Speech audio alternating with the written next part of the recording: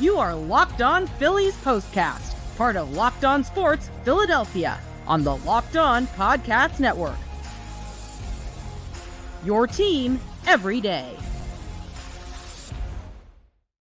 Welcome to the show, everybody. This is a Phillies Postcast on the Locked On Sports Philadelphia YouTube channel. My name is Mark Farzetta. It's just great to have you along for the ride.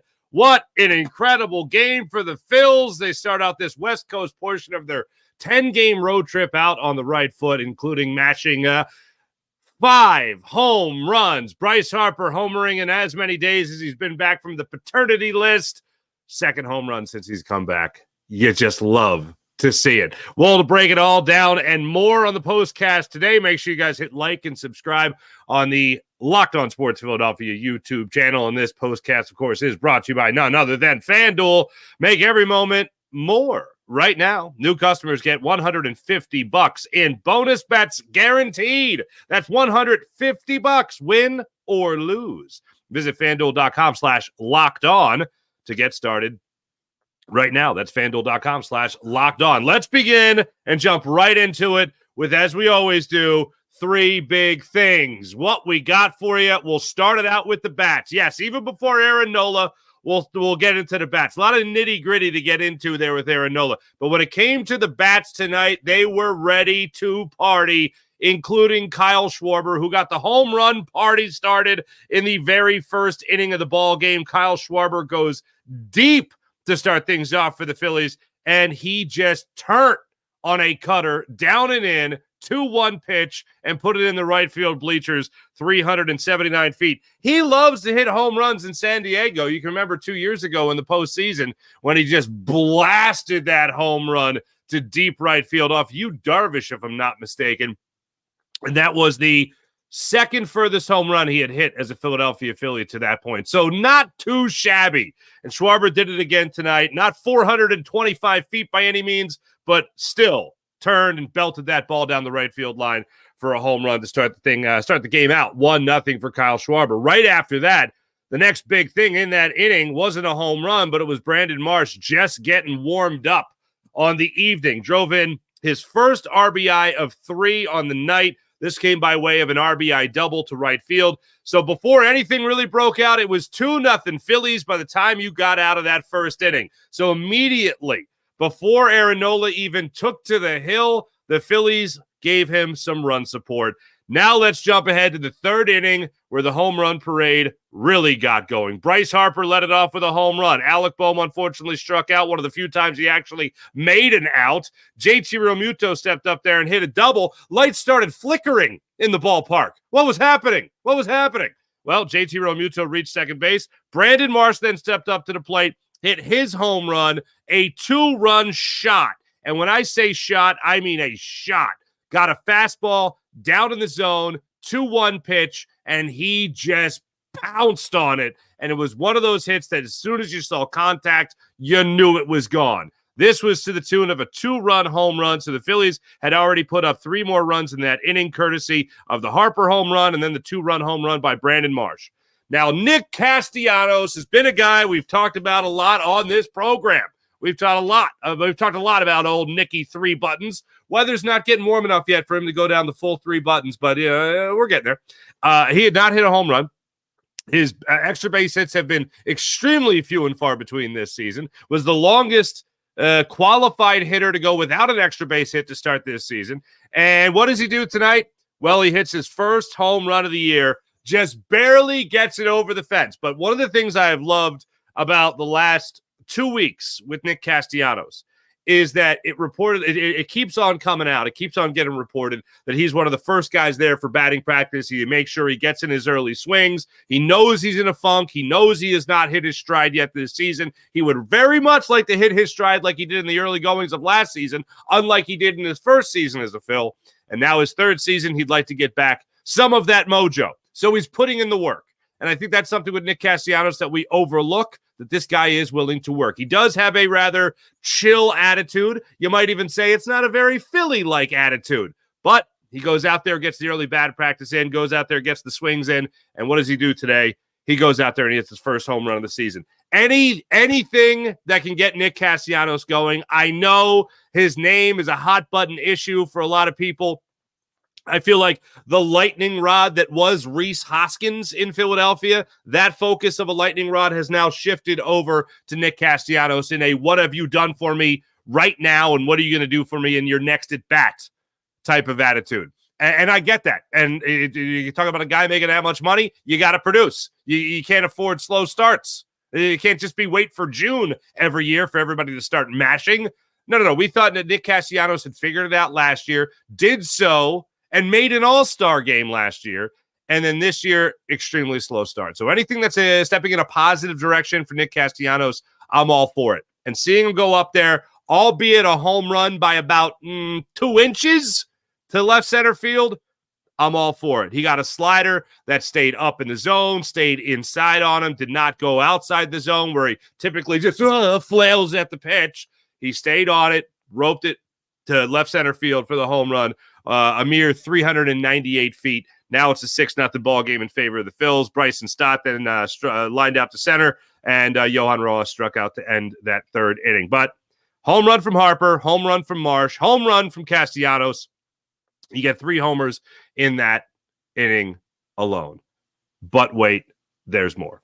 Phillies weren't done. They added a couple more runs there in the 4th inning, and then in the 7th inning, JT Realmuto stepped up and just belted one down the left field line this time, off that angled warehouse that protrudes into left field, and he put that one 359 feet. Got a high pitch, high fastball that he tomahawked. Loves those high fastballs that he tomahawked out of the ballpark for a 2-run home run. Previous to that, Alec Bohm got one of his 3 hits in the ball game. So it was a 2-run home run, 9-1 in favor of the Phils, and everything was looking just peachy from that point on. And that's the big thing, the home runs. The number one thing, the home runs. The number 2 thing, I'll tell you what the number 2 thing for the Philadelphia Phillies, and it's a close number 2, but Aaron Nola tonight. Now, the reason I didn't go number 1 was because even though the Phillies, he would have had a win well in hand, all right, the Phillies backed him up beautifully in defensively, and we'll get to that. Spoiler for number 3. But number 2, Aaron Nola. And what jumped out to me about Aaron Nola tonight is something that I look for every single start because it is by far his nastiest pitch. Aaron Nola in 2018, when he finished 3rd in the Cy Young voting, the greatest thing that he had going for him that year, the greatest pitch that I think he has had throughout his big league career has been that 2-seam fastball that tails in on right-handed hitters and tails away from left-handed hitters. Fernando Tatis Jr. stepped to the plate in that 1st inning, and he had no idea what the heck happened when Aaron Nola unleashed the fury that is that nasty 2-seamer. It gets termed a sinker. I don't believe it. It's the 2-seamer, baby. And Aaron Nola had that pitch on a string in the early goings of this ball game. And in that 1st inning, Fernando Tatis Jr. didn't even know what to do with it. He looked like he wanted to go and get his blankie, okay? He was terrified. Whatever. He wanted to find his lovey. He didn't know what he was going to do with that pitch, if he had to see that pitch, any more at-bats. And, oh, baby, he saw that pitch, a lot more at-bats, and he didn't know what the hell to do with it. And Aaron Nola was owning that pitch. The ball was on a string, and that's when he's at his best. I put it out there with some fans I go back and forth with my man Joe. When it comes to fans of the game, I'm not saying fans of mine, the fans of the game. Aaron Nola had that pitch looking as nasty as he had it in 2018. That was the nastiest I have seen it since 2018. He has become a lot more reliant on that knuckle curve that does drop in there well. I'm not saying that it's not worth it to throw it. It's absolutely worth it to throw it. He did rely on the sinker, as it's termed, through that the majority of his pitches, about 32%, 27%. He threw the knuckle curve tonight. And then in some instances, he dropped in the changeup. Out of nowhere, he dropped in the changeup. And I'm trying to find the inning for you that he just had everybody fooled. 6th inning, he came out there and he was dominant with the 2-seamer, and he was dominant with the knuckle curve. But there was one particular instance where he went out there and just dominated with that changeup. And I mentioned the defense earlier, how that really helped him out. I want to say it was the 7th inning. And he just had that ball on a string as well. And guys were flailing at it and didn't know what to do with it. He bookended the inning, essentially, by using that changeup, and we haven't really seen him utilize that pitch a lot this season. Certainly not even tonight's game, but when he wanted to break it out to make something happen and maybe get out of a jam to really confuse fifth inning, Bogarts. So that's who it was. He starts out Paulie in that sixth inning. Fifth inning. Starts out Paulie with a changeup, doesn't go back to it. Throws 14 pitches over the next three batters. And the next time he throws that changeup is the last pitch he throws to Bogarts to get the strike, the called third strike. The strike three, swinging over top of it. The changeup is a pitch you rarely ever saw, but he used it to get out of that in the fifth inning for a 1-2-3 inning. You just haven't seen it a lot from Aaron Nola, and you saw it in that fifth inning tonight. So I was blown away by that. I was blown away by the movement he had on his two-seamer. And the third thing I want to get into here, and 10 strikeouts is obviously fantastic, and I am in a pinch me type moment right now with this Phillies rotation, because I really cannot remember a time. And you could go back to the four aces, of course, and Joe Blanton as your fifth starter in that rotation, with Roy Halladay and Cliff Lee and Cole Hamels and Roy Oswalt, and obviously having the big man Joe B there at the back end of that rotation. It was incredible. But even that year, there was a lot of injuries, unfortunately, that year. You only really went through the rotation with all four guys at least, like a couple times, especially in the early goings of the year. But this year, watching these guys go out there and deal the way they have been able to deal is absolutely incredible. And you definitely get the sense that nobody wants to be outdone by anybody else. If Zach Wheeler goes out there and dominates, then you best believe that in his next up, Aaron Nola wants to be the next man up to get those dominant innings. And for the third consecutive start, he recorded an out in the eighth inning. That is unprecedented for like just pitchers in general in modern baseball. For a guy to do that, it's like, what is this, the 40s? When guys are throwing like 217 pitches, and it's like, oh, it just arm's a little dead, but you can take me out now here in the ninth. It's just, you don't see it. So seeing him be able to get into the eighth inning in each of his last three starts is amazing. And then you look at the way these guys are pushing each other throughout the rotation. We highlighted it for you yesterday. This is the lowest through the first 26 games, now 27. Through the first 26 games, this is the lowest ERA since ERA has become a thing. The second lowest ERA since 1915. That's history being made. So having pinch me moments right now with this Phillies rotation. Nola goes out now 3.20 on the season with an ERA 3.20, 1.93 for Zach Wheeler, 1.36 for Ranger Suarez, Spencer Turnbull. Hopefully he gets another turn in the rotation. He's at 1.33 on the season, and you have Christopher Sanchez at 2.96. The bar is set pretty high for you there, Taijuan Walker, for whatever you can bring to the table. So Aaron Nola, number 2 on my three big things. Number 3.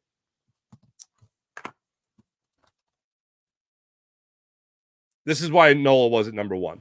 His defense was fantastic, and they absolutely bailed him out of some situations. Second inning, you have 2 runners on. Paulie steps up to the plate, and before he actually did hit a homer, a 2-run home run in the game, he hit a long fly ball in the second inning to deep right field. I thought it was gone on contact. They show Nick Castellanos drifting back. Well, sorry, Paulie. Flies out, warning track power. 2 men on, could have been a 3-run home run. Would have put the Phillies down 3-2, but he just swung under it a little bit, so Aaron Nola made the right pitch there in the second inning. Fourth inning, a chance for some life to the Padres there in the fourth inning. Alec Bohm at third base makes another spectacular diving play. He made a spectacular diving play in that fourth inning. Then, for the third out of the inning, made a great backhand stop as well. Not as miraculous as the diving stop. And then later in the game, Bohm had another backhanded stop there at third base to prevent anything getting started for the San Diego Padres. Then in the sixth inning, the most obvious one of them all. Goodness gracious, in that sixth inning, the Phillies defense stepped up huge for their starting pitcher. So they gave him run support with the bats, and then they gave him glove support. Oh, no question about it, throughout this ball game. And in that sixth inning, Brandon Marsh is patrolling left field. You have Tatis Jr. striking out on the knuckle curve to start off that inning. Cronenworth then hits a long fly ball, deep left field. Brandon Marsh goes back, raises the mitt up, and pulls it out of the sky before it became a souvenir and a run across the plate for the San Diego Padres. Brandon Marsh, without question, robbed a home run from Cronenworth in that sixth. That was fantastic. That's the kind of backup you need. That's the kind of support you need for your starting pitcher. And Brandon Marsh was all over it. The first run that was actually scored by the Padres in that fourth inning, in that third inning, Cronenworth also hit a blooper to left field. Brandon Marsh went in hot pursuit of it, and unfortunately just couldn't come up with it. Went into the slide, went off his mitt. They ended up getting their first run of the ball game there off that play, but just close. This close to keeping the shutout going for Aaron Nola.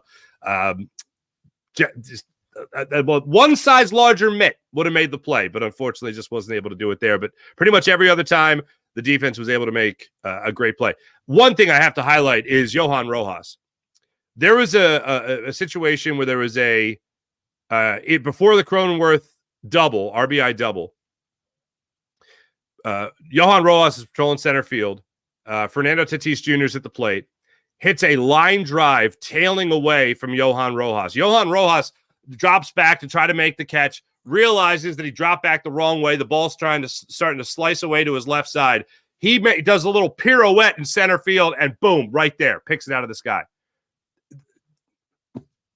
He's quick enough and smart enough where if he reads it wrong off the bat, he's got time to make the adjustment, and that's exactly what he did. Understated, not as great as, of course, his Bohm diving to his left to make a stop, not as great as Brandon Marsh robbing a home run, of course, but still just instinctual. When you talk about the player that Johan Rojas could be in center field, made another great play in that regard there in the third inning to help, at least to that point, keep the Padres off the board. So big three things to recap it. Without question, going to the offense, hitting 5 home runs. Without question, going to Aaron Nola and his ability to deal and strike out 10 throughout the game tonight. And then you got to talk about the defense and how great the defense was behind Aaron Nola.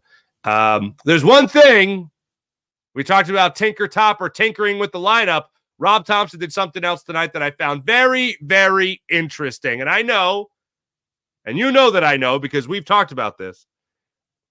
There's one particular thing that we were waiting to see if he would do it. Well, he did it tonight. We'll talk about that when we come back. You're watching Locked On Phillies postcast here on the Locked On Sports Philadelphia YouTube channel. Back in a second.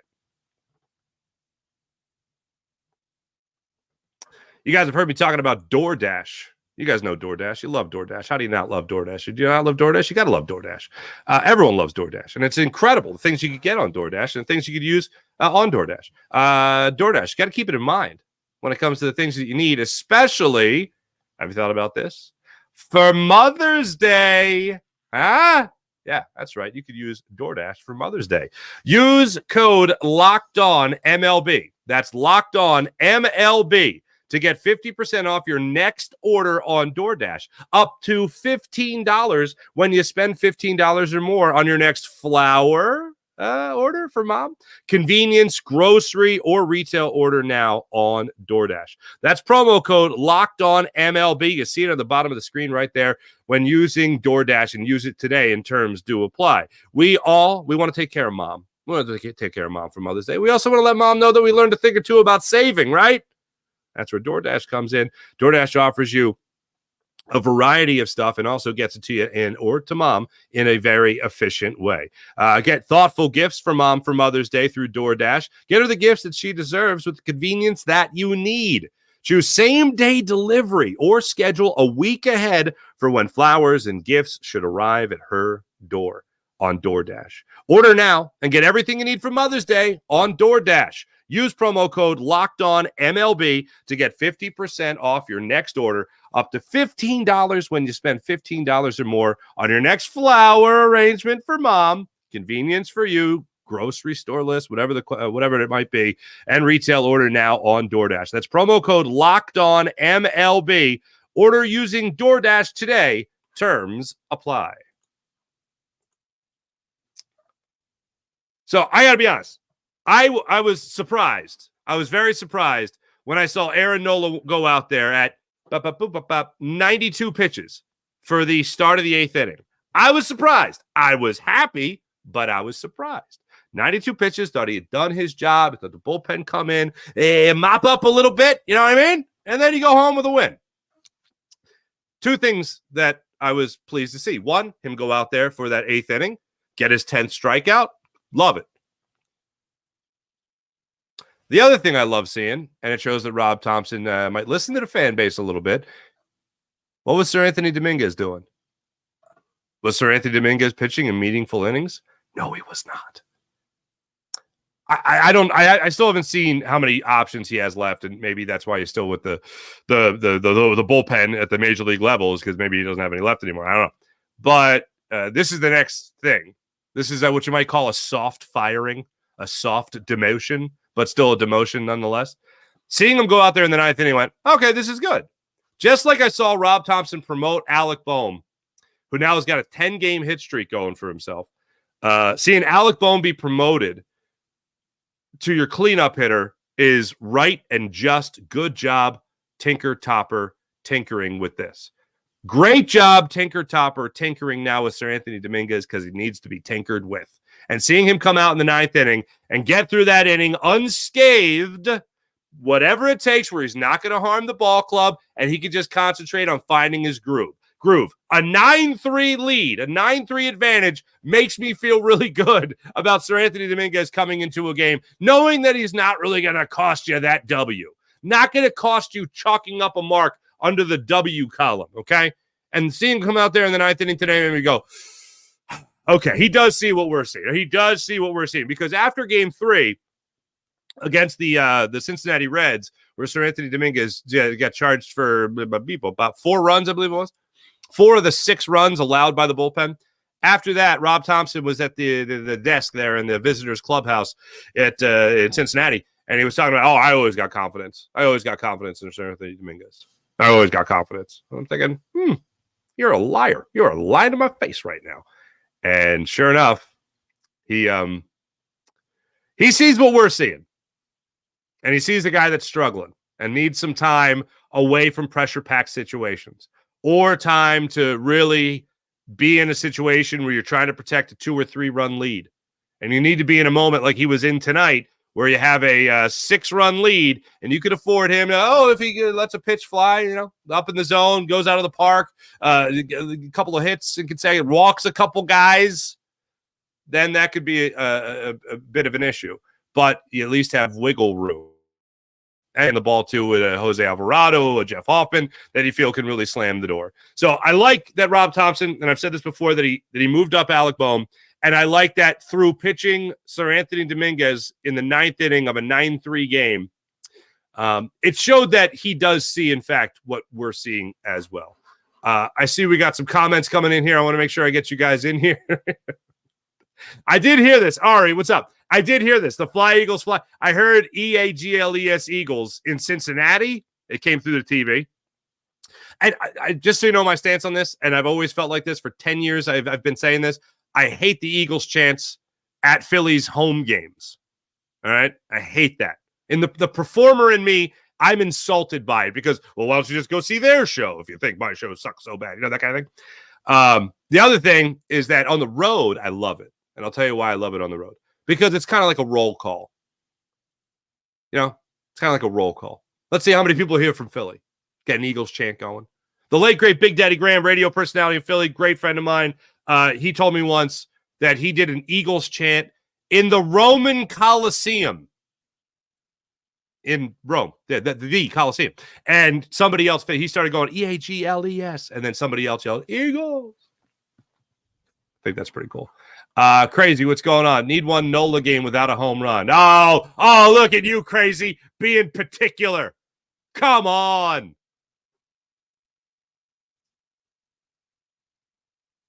Hey, happy birthday. Casty homered for you. Happy 34th birthday, Crazy. I hope it was just as crazy. You know what I'm saying? All right, there you go.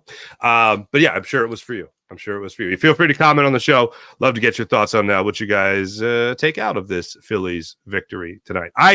My number one takeaway we'll get to in a second, and it is definitely a pinch me moment with this Phillies team. We'll get to that. And also looking ahead to Game 2 of this 3-game series, the Phillies win tomorrow.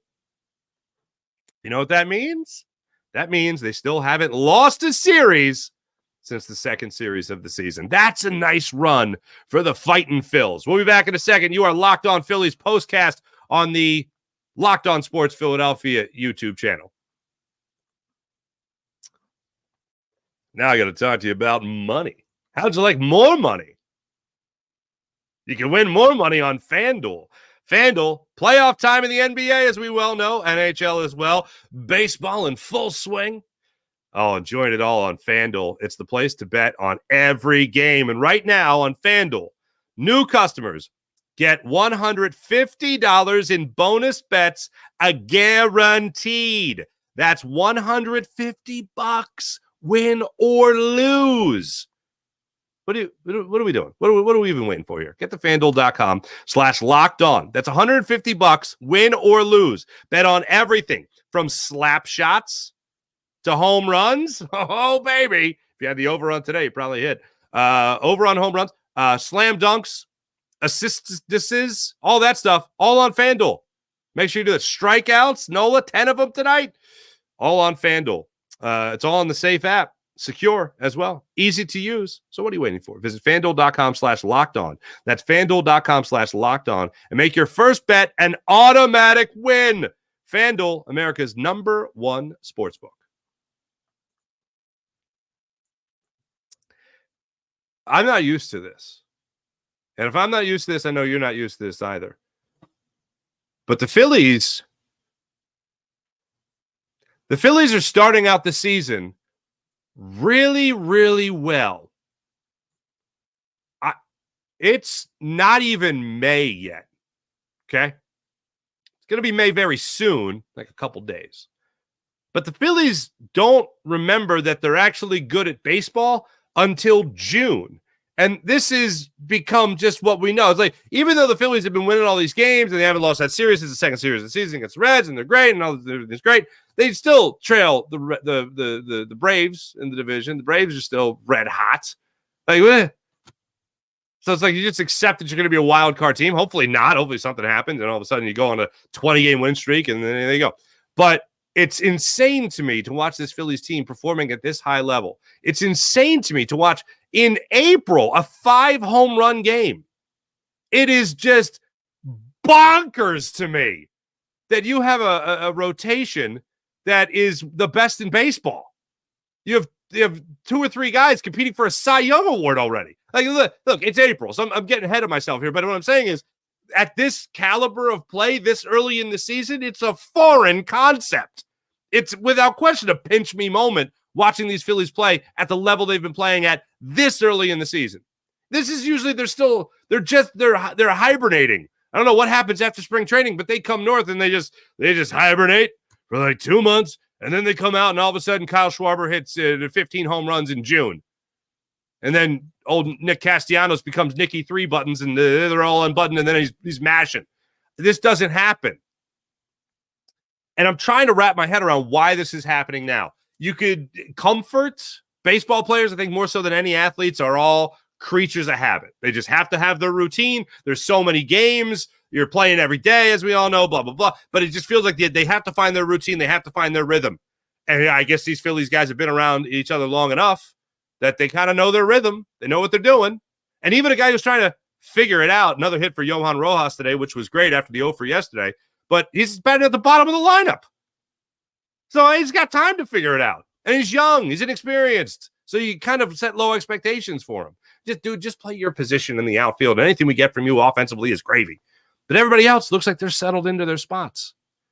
And even the little jostling that you did with the lineup there, whether it was Brandon Marsh moving him up 2 spots, or whether it was Alec Bohm put him in the cleanup spot, JT Realmuto still hitting in the 5-hole, Alec Bohm still hitting in the cleanup spot, Brandon Marsh still hitting. You're good. You're golden. And I can't remember a time that this has been this good this early for the Phillies. In recent memory, 2018 was the last time they had a start like this. But even that team, I wasn't like, oh, this team's going to do it. You know what I mean? This team, they've been to a World Series. They've come 1 win shy of being at another World Series. They came 2 wins away from winning a World Series against the Astros, of course. Oh, my goodness gracious. This start to the season is just, with the expectation already in front of them, Excuse me. It's something. It is really something. And my only thing I could rest on that makes any sense is just a comfortability in their spots in the lineup, the guys they have in the clubhouse, the manager. And hell yeah, the pitching's incredible. That's the other. But the end of it, why is the pitching this good this early? This is unbelievable to me. There was a stat, and I know I hit this guy up a lot, but it's worth it, especially when it comes to how good the Phillies have been. And I saw this. This popped up during the game tonight. I want to make sure I do this justice. Aaron Nola has recorded an out. Yeah, I referenced this earlier. Aaron Nola has recorded an out in the 8th inning in 3 straight starts, matching the longest streak by any pitcher in the majors since 2021. Told you, it wasn't just him. Told you this is a rarity. 3 straight starts, a pitcher is pitching into the 8th inning. Oh, my goodness gracious. Make sure his arm is wrapped in some incredible substance that will just take away 103 pitches that he threw tonight into the 8th inning in 3 straight starts. Oh, my goodness gracious. Okay. That's from Corey Simon, NBC Sports Philly. That is pretty ridiculous. Tomorrow, Phillies continue this 3-game set against the San Diego Padres in one of the most beautiful ballparks in all of baseball, I will add, by the way. Phillies are now 17-10, 7 games over 500. That's what they got going on for themselves. And then tomorrow, hey, it looks like we get a little bit of a break tomorrow. Not going to be a 9:40 start time like it was tonight. 8:40 start time tomorrow night. Rangers Suarez looks to improve to 5-0 on the season and lower his. Why not? You want to get nuts? Let's get nuts. Let's lower the ERA even below 136 for Ranger Suarez and his incredible scoreless streak that he's got going on for himself. 25 straight innings now without allowing a run? That's pretty good. Hasn't allowed a run in 3 starts. Knock on wood. And that's what he's got going on tomorrow. Ranger Suarez, the lefty, gets the start for the Phillies. Once again, looking to get his 5th straight win to start the season. Dylan Cease gets the start. Right-handed pitcher, 28 years old, formerly the White Sox. He gets the start tomorrow for the Padres. He is coming off 1. He's got a heck of a run so far on this season. He is only 3-1 on the year, but has a 1.82 ERA, does the righty. So the Phillies bats look to stay red hot and have Dylan cease to be good at throwing baseball. Sorry, dad joke. I'll show myself out. Anyway, thanks for watching. Thanks for watching this Phillies postcast. My name is Mark Farzetta. Make sure you guys hit like, subscribe on the incredible Philadelphia Locked On Sports Philadelphia YouTube channel. And make sure you guys download all podcasts, including my man, Connor Thomas, who does a fantastic job doing all the work when it comes to Locked On Phillies podcast each and every day. So make sure you guys download that as well. Thanks for watching. Thanks for listening. This has been a presentation of Locked On Sports Philadelphia, this Locked On Phillies postcast. I'll be back with you guys tomorrow following the Phillies, hopefully another win over the Padres tomorrow in their 8:40 start time. Thanks for watching. Thanks for listening. Have a great rest of your night. See you guys tomorrow.